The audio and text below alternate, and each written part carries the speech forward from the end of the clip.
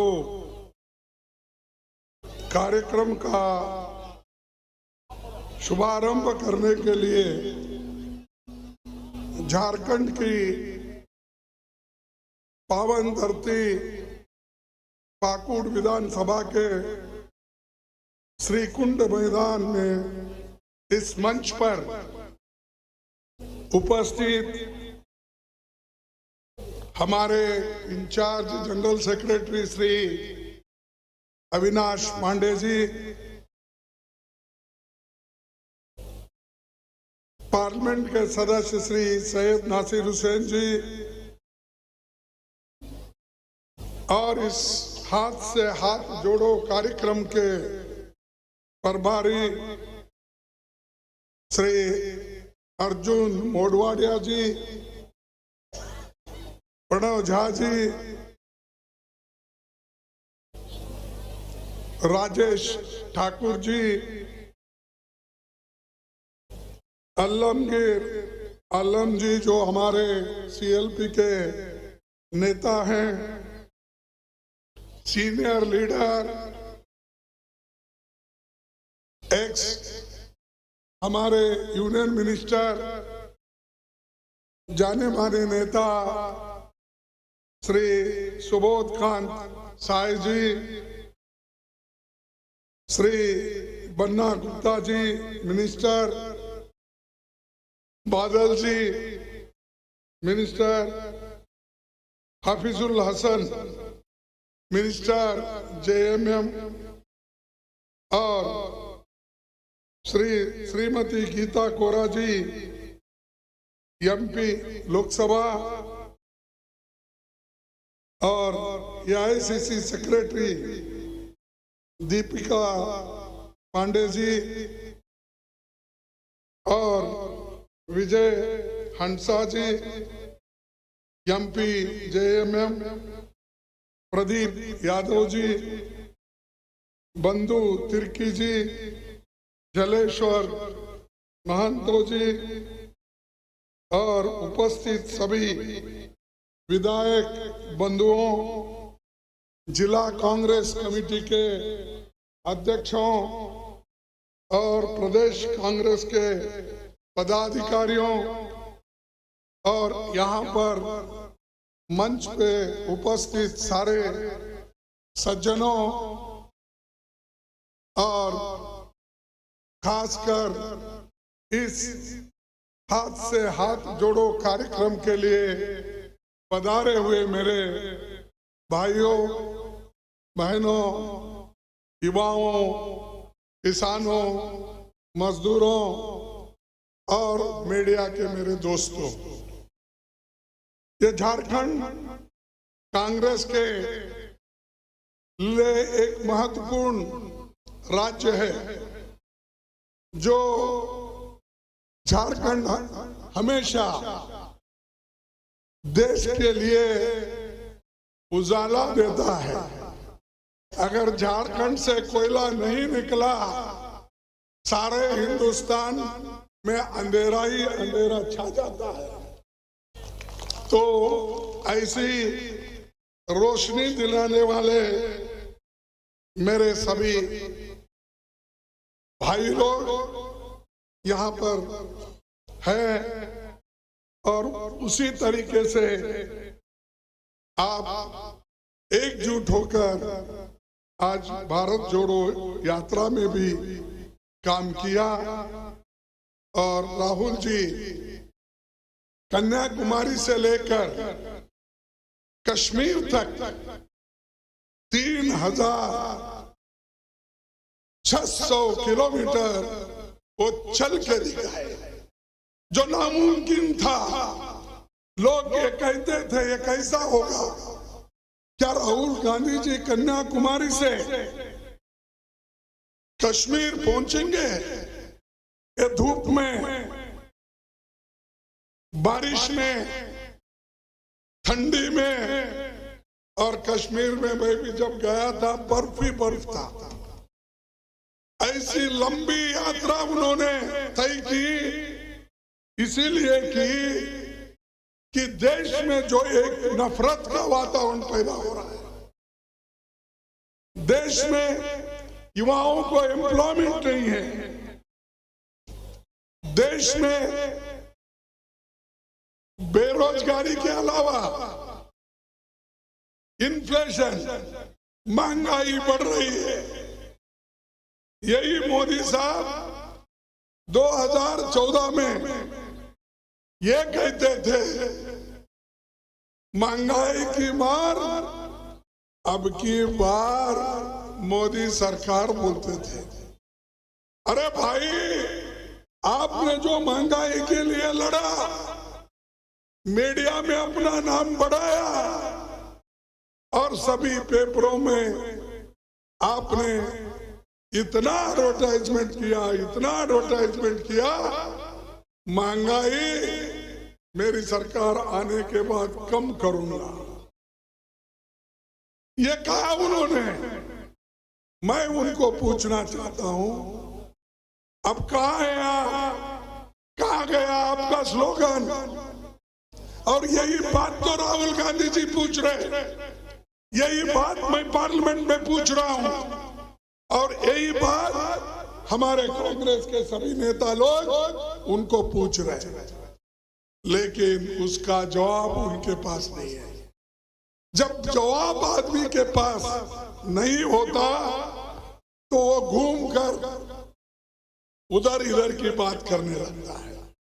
वैसा ही पार्लियामेंट में आप देखे होंगे कि उनका उत्तर कैसा था, इतना गुस्से में छाती थपथपा के मार लेते थे, और उनके भाषण में उन्होंने यहां तक भी कहा कि मैं एक आदमी सारे देश के अपोजिशन को भारी पड़ता हूं। इतनी अहंकार की बात उन्होंने करी, यानी उनकी पार्टी भी उनके सामने कुछ नहीं, जो नेता उनको आगे बढ़ाए वो भी कोई बात नहीं है, लेकिन मैं मोदी एक ही इंसान भारी पड़ रहा हूं सबके लिए। अरे भाई, तेरे जैसे बहुत लोग हो गए दुनिया में, और हो भी गए, आगे भी बढ़े, फिर बाद में मिट भी गए। तो ऐसी अहंकार की बात मत करो। जवाहरलाल नेहरू जी ने एक बात कही थी, उन्होंने ये कहा था, जो आदमी अपना ही गुण गाता है तो समझ लेना कि उसके पास कोई अच्छे गुण नहीं दिखते, और गुणवत्ता क्वालिटी भी नहीं होती। ऐसे ही लोग अपना बात करते रहते हैं, मैंने ये किया, मैंने वो किया। अरे क्या किए भाई? ये तो आपने कहा मैं गरीबों के लिए एक फ्री सिलेंडर देता हूं, क्या कहा? दिया एक बार। अब देश में जो 7 करोड़ लोगों को पहले मिला था, उसमें से अब इस बार उनको एक सिलेंडर भी खरीदने की ताकत उनमें नहीं है। और ऐसे लोग बार बार कहते हैं कि हमने कुछ किया। अगर कोई किसने गरीबों के लिए किया है,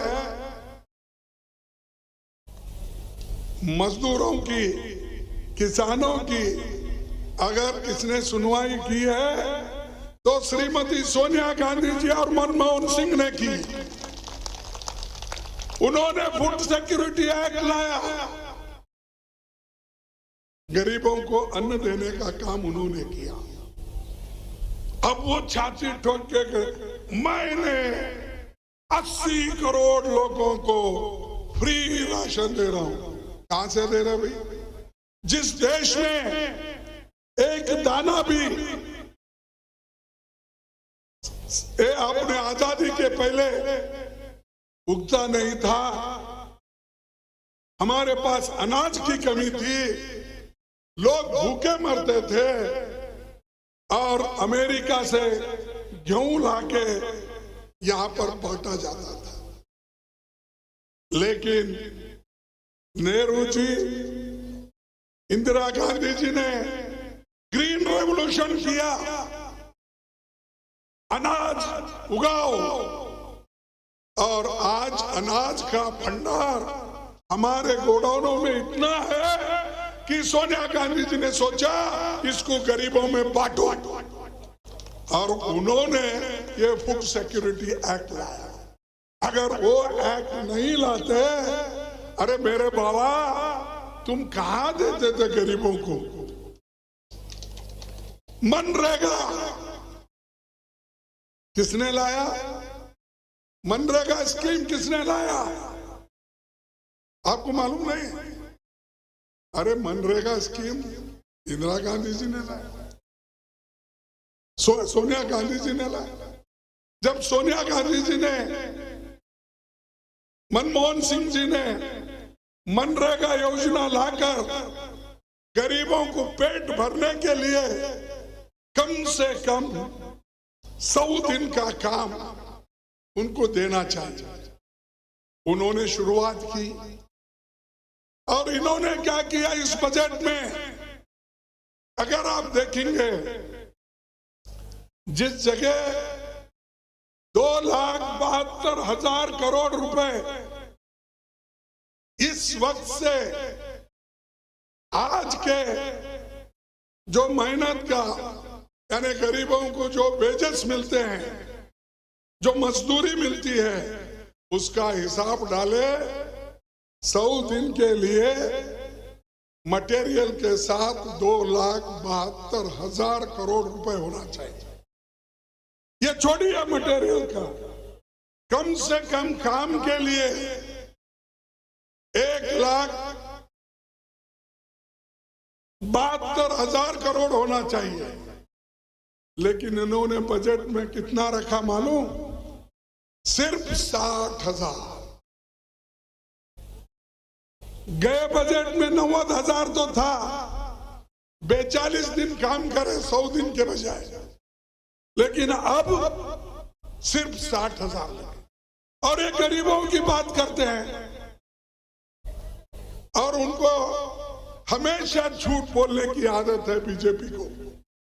बीजेपी हमेशा झूठ बोलते हैं, ये झूठों के सरदार है सब। ये फैक्ट्स बोल रहे, मैं नहीं बोल रहा हूं। और ये मैं यही नहीं बोल रहा हूं, मैं पार्लियामेंट में भी बोला।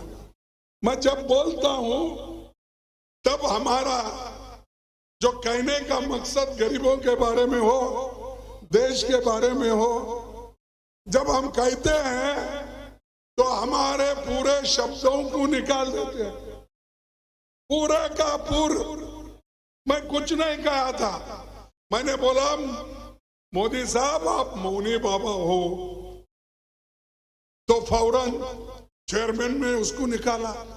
अरे मौनी बाबा, पार्लियामेंट में पहले उन्होंने बोला, वाजपेयी जी ने हमारे नरसिंह राव जी को बोला,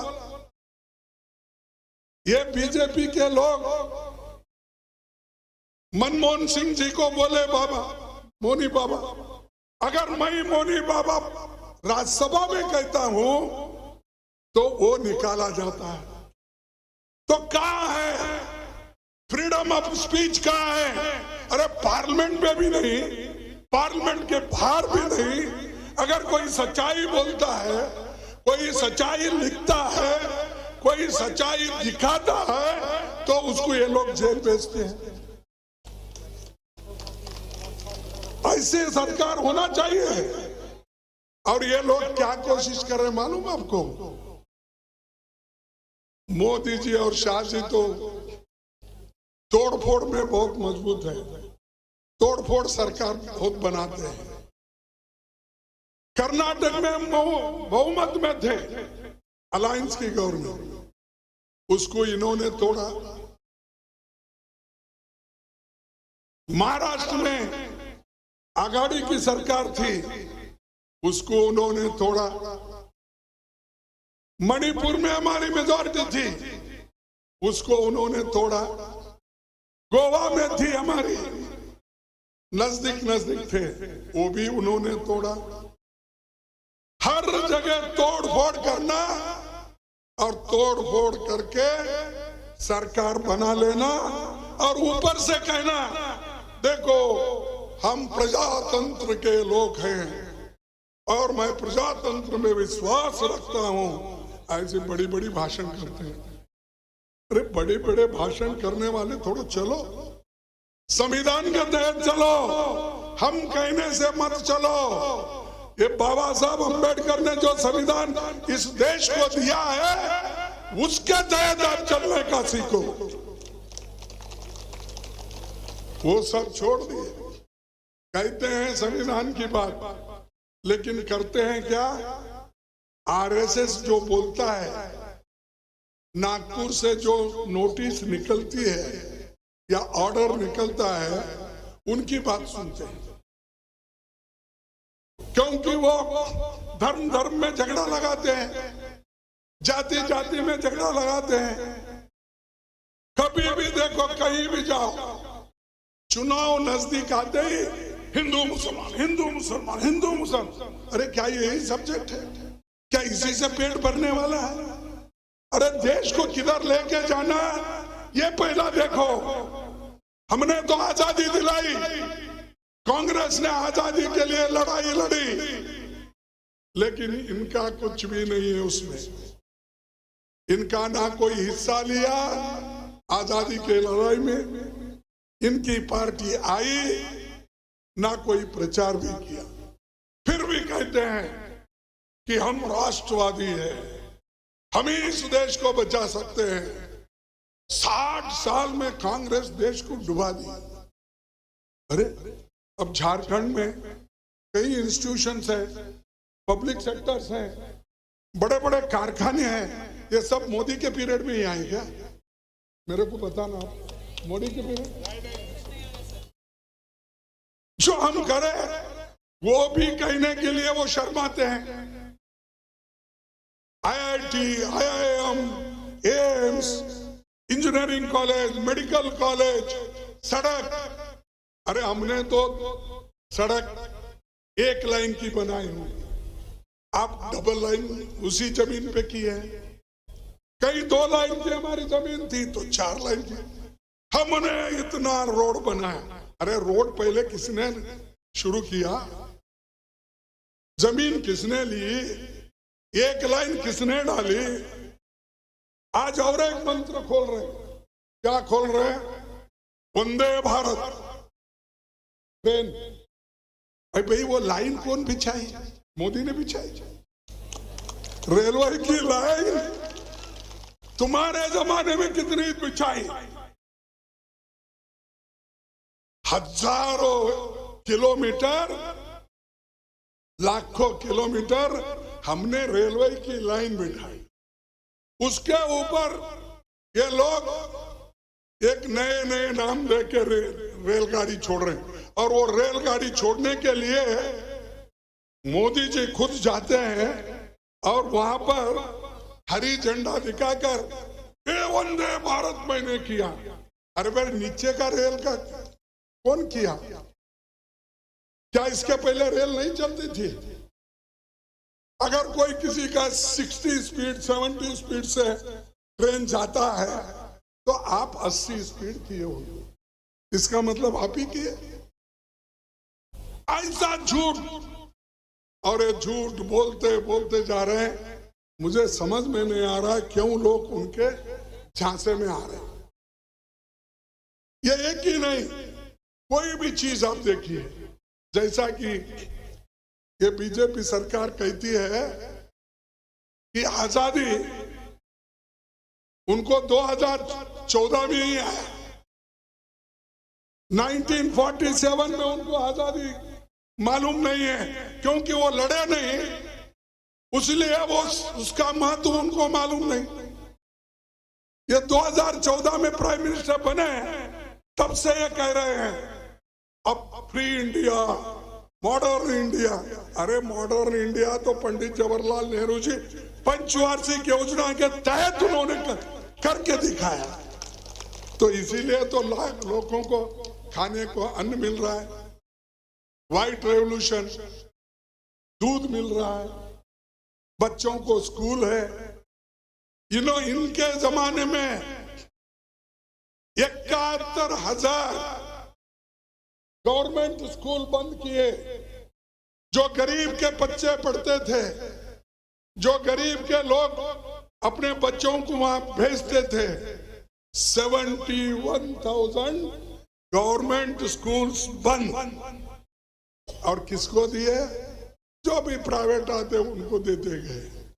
यूनिवर्सिटीज प्राइवेट को, सरकारी यूनिवर्सिटीज खोले ही नहीं, क्योंकि वो मुफ्त में गरीब के बच्चों को देना पड़ता।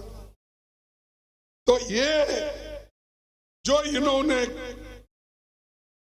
बार बार कहते हैं गरीबों की बात, यही लोग हमेशा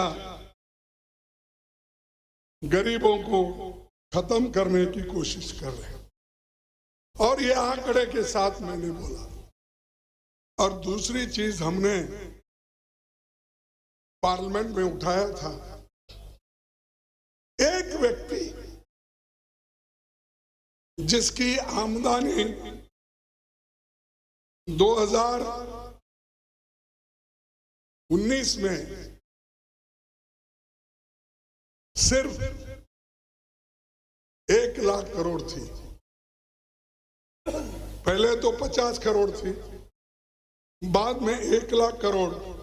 फिर 2.5 साल में उस अदानी का इनकम, जो इनका दोस्त है, जो उसी प्लेन में बैठकर प्राइम मिनिस्टर शपथ लेने के लिए वो आए थे, उनके दोस्त का आज संपत्ति 13 लाख करोड़ है।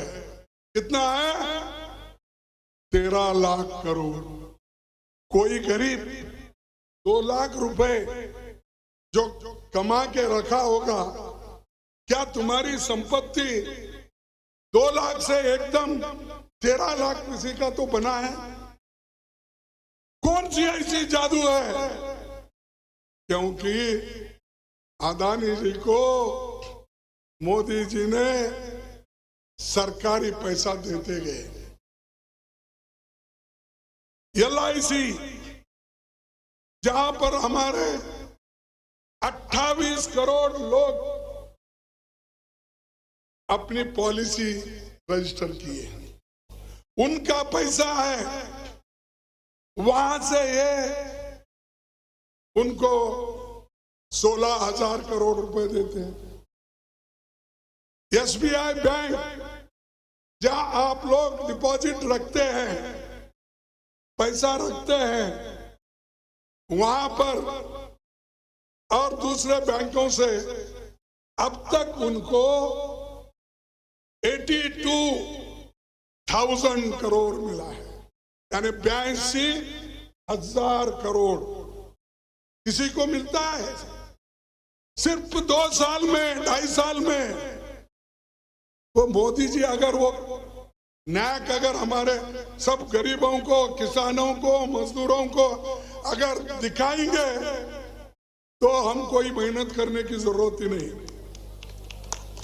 जाते भाई मोदी जी, तुमने उसको 13 लाख का आदमी बनाया, 13 लाख करोड़ का आदमी बनाया, कम से कम मुझे 13 लाख का तो बनाओ। लेकिन वो हमेशा झूठ बोलते हैं। इन सब की संपत्ति एक आदमी के पास उन्होंने दिया। और ये सवाल हम पार्लियामेंट में उठाए, राहुल गांधी जी उठाए, तो इसको भी निकाल दिया। क्या गलती थी हमारी? भाई जो अदानी ने गड़बड़ी की थी उसको हम उठा रहे थे, जो LIC ने लोन दिया उसको हम उठा रहे थे, जो SBI ने लोन दिया उसको हम उठा रहे थे, जिसमें गरीबों का पैसा है। बोलो क्या गलती हमने की? लेकिन फिर भी हमारे भाषण को काट दिए, राहुल गांधी जी के भाषण को काट दिए और काट कर ये बोले सब अनपार्लियामेंट्री है।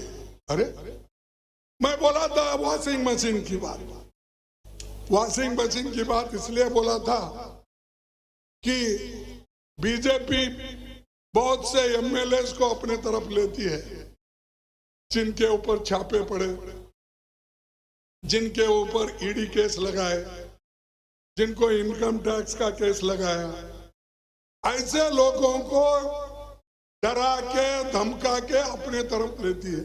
मैं समझता हूं झारखंड में भी लिए होंगे, लेते हैं।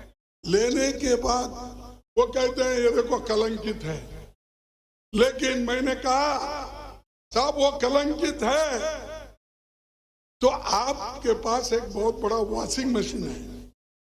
शाह और मोदी ने इतना बड़ा वॉशिंग मशीन खरीदा है, उस वॉशिंग मशीन में उस आदमी को अगर डाल दिए वो उज्जवल होके बाहर निकलता, सफेद होके निकलता। जो कलंकित आदमी होता है यहाँ पर, उनके वॉशिंग मशीन में डालते ही वो क्या निरमा क्या कौन सा कुछ है ना, वैसा उनको डालते ही सफेद हो जाता है। तो ये कैसा हुआ? क्योंकि उनको एक हुकूमत टिकाना है, कैसा भी हो उसको लाना है, तो उन्होंने वो काम किया। और वही काम वो यहां कर रहे हैं। यहां झारखंड में भी वो यही चाहते हैं कि यहां पर कि जो सरकार अच्छी चल रही है, मिलजुल के काम कर रहे हैं, झारखंड और कांग्रेस मिलके एक होकर किसानों के लिए, मजदूरों के लिए, गरीबों के लिए हमारे हेमंत जी काम कर रहे हैं और हमारे पार्टी के सभी मंत्री भी कर रहे हैं। हम सब एकजुट होकर काम कर रहे हैं। लेकिन ये शाह और मोदी जी को बचना नहीं, इसको कब गिराना, इसको कब खत्म करना और अपनी सरकार लाना, उधर देख रहे हैं। अरे भाइयों, कितना खाते हो, कितना खाते हो, कम से कम पच के वो खून तो होने दो आपको, वो भी नहीं। डेमोक्रेसी की बात करते हैं, जब लोग हमको चुने हैं, आप क्यों तोड़ रहे भाई? हर जगह तोड़ो फोड़ो। तो इसीलिए मैं आप सभी से यही कहूंगा, जो हम संसद में कहे थे और राहुल गांधी जी भी ये कहे थे, प्राइम मिनिस्टर साहब आप विदेश गए तो आपके साथ अदानी कितने बार आए, उसको निकाल दिए। फिर उन्होंने पूछा, जब प्राइम मिनिस्टर जाते उससे पहले एक दिन ये जाकर फिर ज्वाइन होते थे, वो कितने बार आप मिले? विदेशी दौरों में साथ ले जाकर दूसरों को कह के आपने उनको बड़े बड़े कॉन्ट्रैक्ट दिलाए, चाहे श्रीलंका हो, चाहे ऑस्ट्रेलिया हो, चाहे और किधर हो। ये सब कहा, पूरा अदानी साहब को उन्होंने ये ठेका दिया था और उनके लिए काम कर रहे, गरीबों के लिए नहीं। फिर मैं एक शायरी बोला था, अगर इसमें कुछ गलती है तो आप भी मुझे टोक दो। क्या था उसमें? यही था,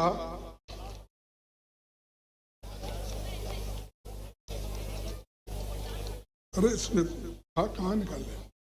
हाँ, मैंने एक शायरी कहा था तो मोदी साहब के बारे में, तब वो शायरी भी हटा दिए मेरे स्पीच से।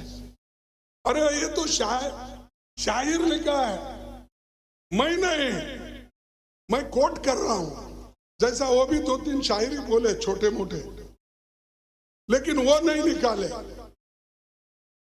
चेयरमैन साहब भी बोले, वो नहीं निकाले। कि मेरी शायरी क्यों निकाले मुझे समझ में नहीं। शायद मैं कर्नाटक का हूं, मेरी हिंदी कमजोर हो सकती है, इसलिए उन्होंने समझा होगा कि ये ठीक नहीं है, कर्नाटक का आदमी कैसा हिंदी बोल सकता है। मैं यही कहा था, फिर आपके सामने दोहराऊंगा।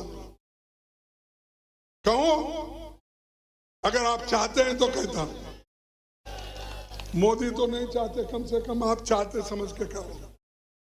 नजर नहीं है, नजारों की बात करते हैं। नजर नहीं है, नजारों की बात करते हैं। जमीन पे चांद सितारों की बात करते हैं। जमीन पे चांद सितारों की बात करते हैं। वो हाथ जोड़कर बस्ती को लूटने वाले, वो हाथ जोड़कर बस्ती को लूटने वाले भरी सभा में सुधारों की बात करते हैं। भरी सभा में सुधारों की बात करते हैं। बड़ा हसीन है उनकी जुबान की जादू। भाषण बहुत करते ना अपनी जबान के लिए। बड़ा हसीन है उनकी जबान की जादू। लगा के आग पहाड़ों की बात करते हैं। लगा के आग पहाड़ों की बात करते हैं।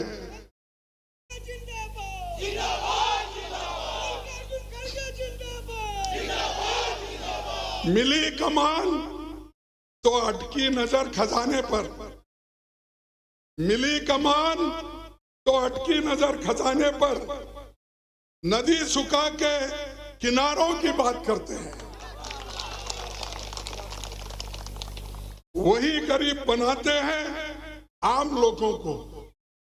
वही गरीब बनाते हैं आम लोगों को, इसलिए कि हमारा बैंक का पैसा लूटा जा रहा है, LIC का लूटा जा रहा है, हर चीज का पैसा अदानी के पास जा रहा है। इसीलिए वही गरीब बनाते हैं आम लोगों को। वही नसीब के मारों की बात करते हैं। वही गरीबों की बात वही लोग करते हैं। यही मैं कहा, इसमें बोलिए क्या गलत है। मैंने तो ये शायरी नहीं लिखी, ये तो हमारे पंडितों ने, हमारे जो कवियों ने, उन्होंने लिखी थी। वो बात मैंने वहां कही, पूरा निकाल के 4 लफ्ज रख लिए।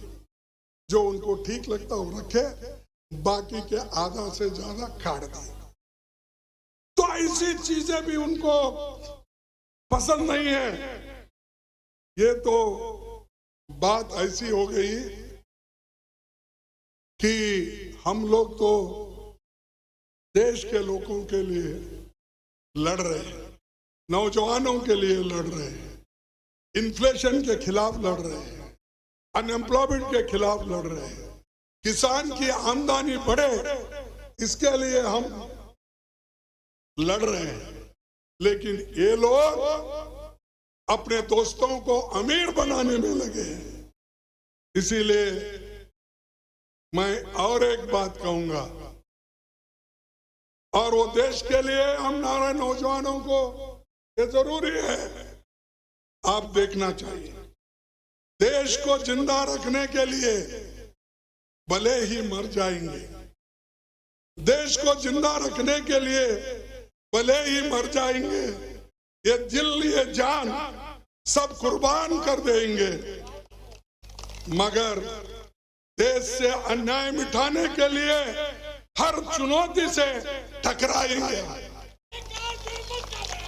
ये हमारा है। इसीलिए दोस्तों, भाइयों और बहनों और मेरे किसान भाइयों, मैं आप सभी को तहे दिल से शुक्रिया अदा करता हूं, क्योंकि इतनी धूप है, इतने दूर से आते हैं। ये शेड्यूल ट्राइब एरिया है, यहाँ किधर कोई देखने वाला नहीं। देखने वाले एक ही थे, महात्मा गांधी जी, पंडित जवाहरलाल नेहरू जी, डॉक्टर अंबेडकर जी। इन्होंने यहाँ पर लोकतंत्र को प्रस्थापित किया, और यहाँ के हमारे बहुत से जो देशभक्त थे, जिनका नाम अगर मैं पढ़ते जाऊं तो बहुत से नाम इस पे है।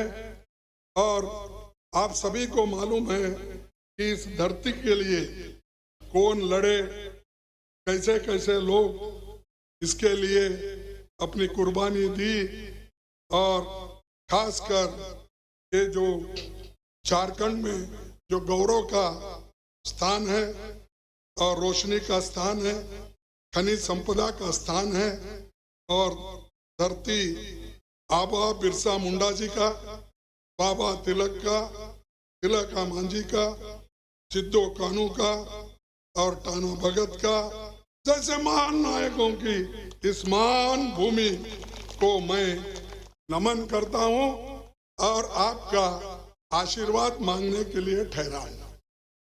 रामगढ़ के बाई इलेक्शन में जो 27 तारीख होने जा रही है, उसमें हमारा ज्वाइंट कैंडिडेट है, कांग्रेस का कैंडिडेट जो मिली जुली सरकार है, वो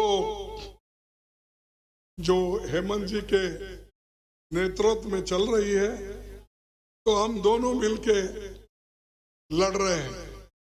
बजरंग महातो है क्या यहाँ? सॉरी, तो इनको हम सब लोग मदद करना है, क्योंकि हमारी मिली जुली सरकार रहने की वजह से हमारा कर्तव्य होता है कि मोदी जी को हम दिखाए, देखो भाई मिली जुली सरकार और सब मिलके आपका मुकाबला कर सकते हैं। आप छाती ठोक के ये नहीं बोल सकते मेरे सामने कौन है। तुम्हारे सामने हम सब है, हम सब मिलके लड़ रहे हैं। तो मैं आपसे फिर एक बार अपना मत पूछूंगा, आप आशीर्वाद कीजिए। और सभी लोग, मैं समझता हूं कि आप एक होकर हाथ से हाथ जोड़ो कार्यक्रम का पूरा लाभ उठाएंगे, लोगों की समस्या सुनेंगे। और इससे पहले जो भारत जोड़ो की यात्रा आपने कामयाब की, इसीलिए मैं हमारे प्रभावी जो जनरल सेक्रेटरी है अविनाश पांडे जी और अध्यक्ष हमारे राजेश ठाकुर जी, CLP लीडर और सारे नेता लोग यहाँ जो बैठे हैं, उन सभी को मैं अपने पार्टी के ओर से, AICC के ओर से धन्यवाद देता हूँ। और आप आगे बढ़ते रहो, हम आपके साथ हैं। इसीलिए आप